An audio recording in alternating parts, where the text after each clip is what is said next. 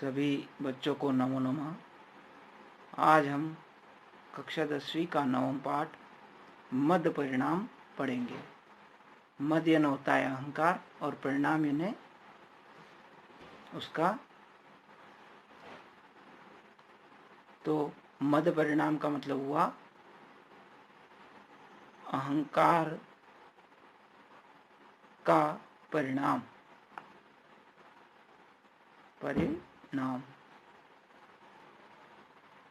संस्कृत साहित्ये कथा साहित्यस्य सुदीर्घ परंपरा वर्तते। संस्कृत साहित्य में कथा साहित्य की सुदीर्घ परंपरा वर्तते यानी है। कथा प्रायः उपदेशात्मिका भवन्ति, यानी कथा जो है वो प्रायः उद्देशात्मक होती है। एतासु सरलरीत्या जीवनस्य उपयोगिनः विचारा व्यक्ता भवन्ति।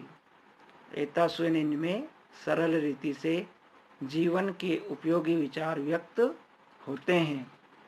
श्री विष्णु शर्मणा विरचितं पंचतंत्रम संस्कृत साहित्यस्य सर्वश्रेष्ठ कथा पुस्तक अस्ति। यानी श्री विष्णु शर्मा के द्वारा रचित पंचतंत्र संस्कृत साहित्य की सर्वश्रेष्ठ कथा पुस्तक है। अस्मिन् पुस्तके यानी इस पुस्तक में मित्र भेद, मित्र प्राप्ति, काकोलुकीयम, लब्ध प्रणाशा, अपरीक्षित कारकम चैति पंचतंत्राणि संति। यानी इस पंचतंत्र में यह जो है संस्कृत की सर्वश्रेष्ठ कथा पुस्तक है और इस पुस्तक में मित्र भेद, मित्र प्राप्ति, काकोलुकीयम, लब्ध प्रणाशा और अपरीक्षित कारक, ये 5 इसके तंत्र हैं। मद परिणाम इतियम कथा लब्ध प्रणाशात तंत्रात संकलिता वर्तते। यानी मद परिणाम नाम की यह कथा जो है लब्ध प्रणाश तंत्र से संकलित है। अस्मिन् पाठे अहंकार वशात सदुपदेश तिरस्कारस्य दुष्परिणाम कथा रूपेण वर्णितो अस्ति। यानी इस पाठ में अहंकार के कारण अच्छे उपदेश के तिरस्कार का दुष्परिणाम वर्णित है। आगे देखेंगे। कस्मिंचित अधिष्ठाने उज्ज्वलको नाम रथकार प्रतिवस्ति स्म। यानी किसी अधिष्ठाने नगर में उज्ज्वलक नाम का रथकार यानी रथ बनाने वाला बड़ई जो है वो रहता था। सच अतीव दारिद्र्यो उपहत चिंतितवान। यानी वह अपनी जो है उसने अपनी गरीबी से परेशान होकर के उसने एक दिन सोचा, अहो दिघियम दरिद्रताम अस्मत् ग्रहे। यानी हाय हमारे घर की दरिद्रता को धिक्कार है। यत सर्वोपि जन स्वकर्मण्य रत तिष्ठति। यानी सभी मनुष्य अपने काम से खुशहाल है या उसमें लगे हुए हैं। अस्मदीय पुनर्व्यापारो न अत्र अधिष्ठाने आहर्ति। यानी हमारा काम अब इस नगर में नहीं चल सकता है। यत सर्वलोकानां चिरंतनाश्च चतुर्भूमिका ग्रहा संति। यानी सब लोगों के प्राचीन 4 मंजिले महल हैं। मम च नात्र और मेरा नहीं है। तत् किम मदीयेन रथकारत्वेन प्रयोजनम इति चिंतित्वा देशा निष्क्रांत। और मेरा नहीं है, फिर मेरी इस बड़ेगिरी से क्या लाभ। उसने कहा कि रथकारत्वेन किम प्रयोजन इति चिंतित्वा, ऐसा सोच करके वह अपने देश से निकल पड़ता है या निकल पड़ा। आगे देखेंगे। याव किंचित द्वन गच्छन्ति। यानी यह सोचकर जब किसी वन में वह पहुंचा, यानी घर से निकला और कुछ आगे गया और किसी वन में वह पहुंचा। तावत गहनारण्य वन गहन मध्य। तब जो है तब गुफा के आकार के घने वन के बीच में सूर्यास्त समय वेलायाम यानी शाम के समय में, सायंकाल के समय में, स्वयुथात अपने झुंड से भ्रष्टा यानी बिछड़ी हुई प्रसव वेदना से पीड़ित पीड्य मानाम उष्टिम अपश्यत, यानी उसने प्रसव वेदना से पीड़ित एक ऊँटनी को देखा।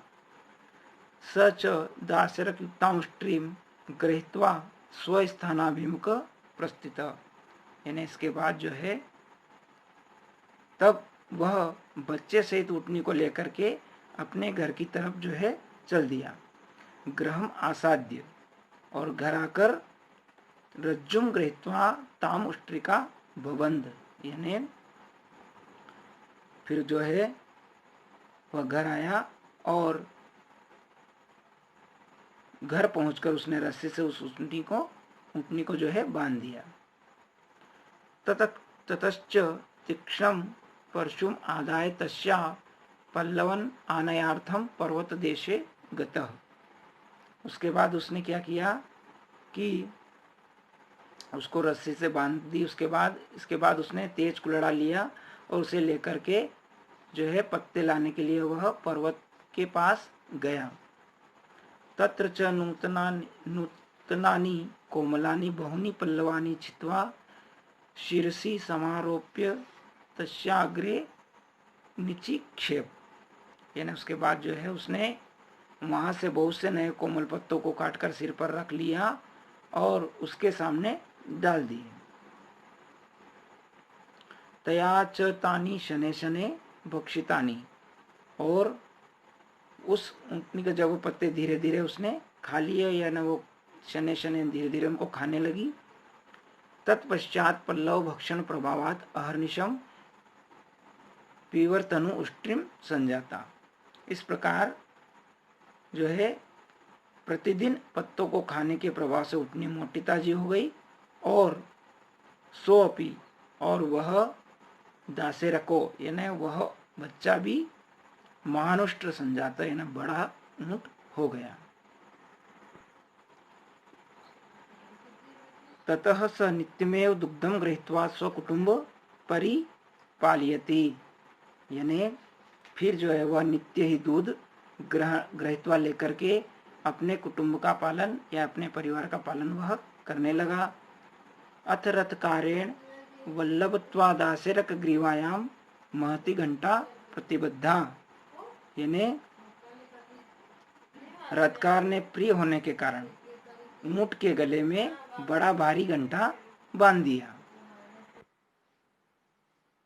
पश्चात रथकारो व्यचिंतित, उसके बाद रथकार ने सोचा, अहो किमन्ये दुष्कृतम कर्म भी, यानी अन्य निंदित कर्म करने से क्या।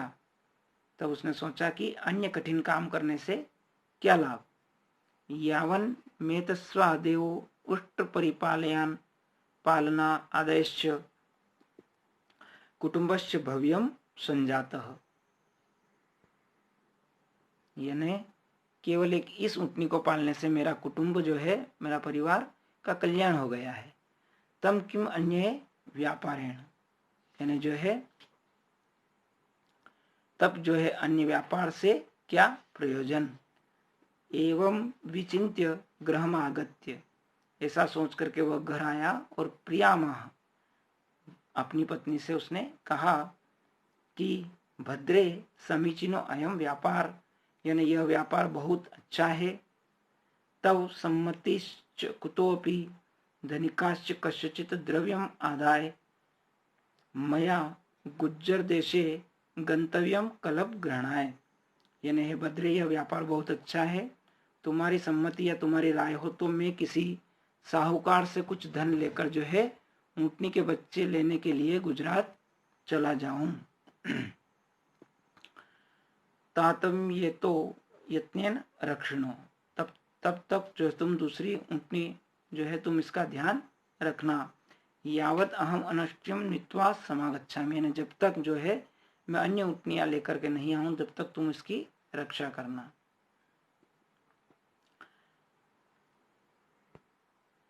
ततश्च गुज्जर देशम गतोष्टिम गृहीत्वा स्वगृहम आगत। इसके बाद गुजरात जाकर वह वहां से ऊँटनी लेकर के घर लौट आया। किम बहुना, अधिक कहने से क्या लाभ, है ना, और बहुत क्या कहें। तेन तथा कृतम यथा तस्य प्रचुराष्ट्राकर्भा सम्मिलिता, यानी उसने ऐसा यत्न किया कि उसके पास बहुत से ऊंट और बच्चे इकट्ठे हो गए।